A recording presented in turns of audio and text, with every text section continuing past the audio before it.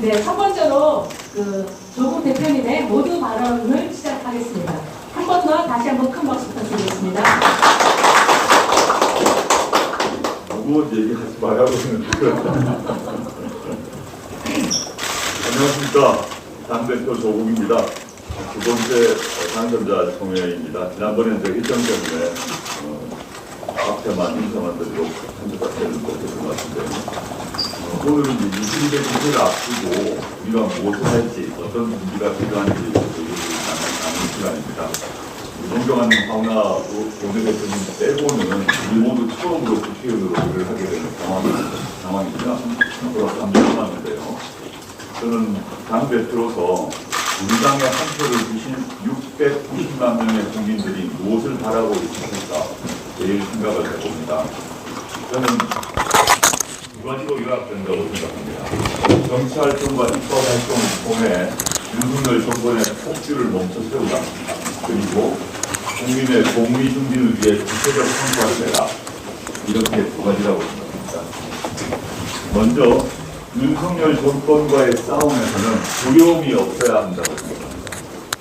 주저함이 없어야 한다고 생각합니다. 우리가 두려워하고 주저하면 국민들이 따라주지 않을 것입니다. 제1당인 민주당보다 더 빠르고 더 강하고 더 용감하게 싸워야 한다고 생각합니다.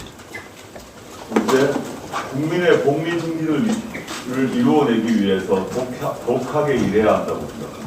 우리는 원내 3당이지만 거대 양당에 비하면 작은 정당입니다. 당선자분들께서 최소 1당 10을 해야 한다고 생각합니다. 정치인이 되기 전에 내 전문 분야만 하면 된다 라는 생각을 버려주시기 바랍니다. 우리 모두 올라운드 플레이어가 되어야 합니다.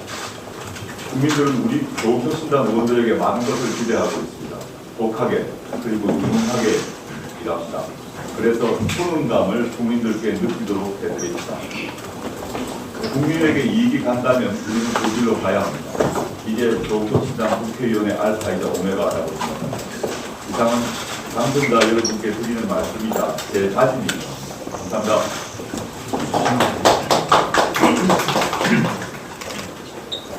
네, 짧은 답변 감사합니다. 다음은 황운하 원내대표님 모두 말씀 주시겠습니다. 네, 의원 여러분 안녕하십니까? 조국혁신당 원내대표 황운하입니다. 용산 대통령실이 체류특검법에 대해 거부권을 시사했습니다. 특검을 왜 거부합니까? 죄지었으니까 거부하는 겁니다. 라고 말한 사람이 누굽니까? 윤석열 대통령 아니었나요? 윤 대통령 과거 국정농단 특검 수사팀장을 맡아서 박근혜 대통령 파면과 구속에 결정적 역할을 한 바 있습니다. 그 이미지를 정치적 자산으로 삼아서 대통령 권좌까지 오른 자신을 되돌아보길 바랍니다. 그때 특검은 정의로웠고 이제는 특검이 두렵습니까? 국민 67%가 원하는 특검을 거부하는 것이야말로 국민을 우습게 하는 나쁜 정치입니다. 윤 대통령 특검을 당당하게 수용하길 바랍니다. 민주당이 검찰청 술판 회의 협박 사건 조작 의혹에 대해 특검을 추진하겠다고 밝혔습니다. 환영합니다.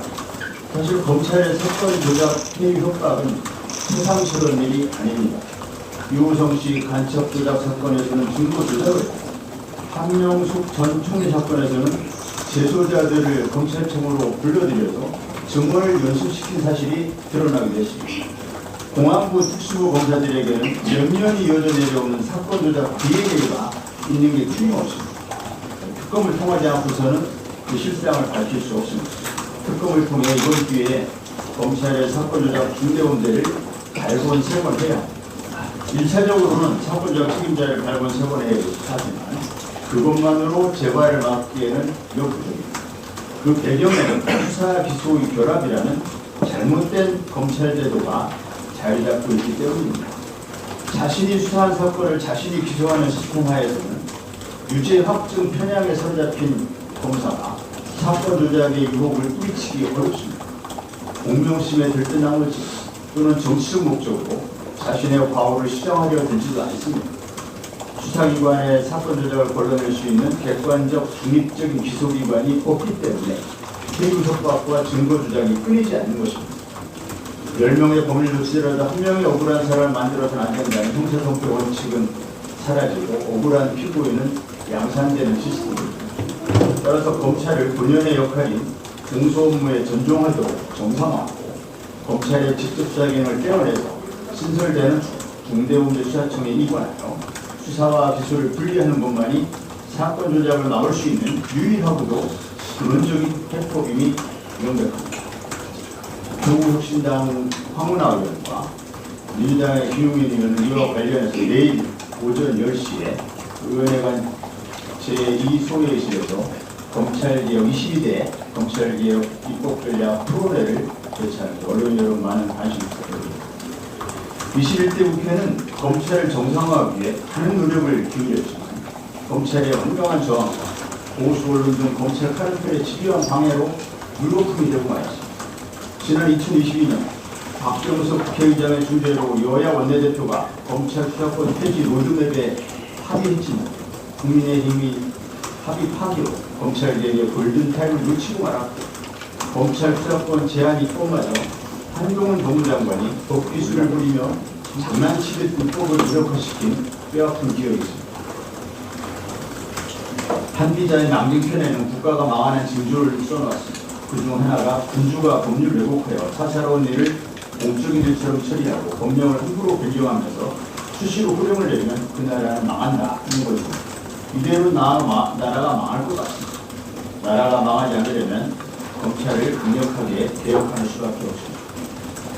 수사권과 기소권을 분리해서 현재 기형적인 형사사업 시스템을 글로벌 스탠다드에 맞춰 정상화해야 합니다.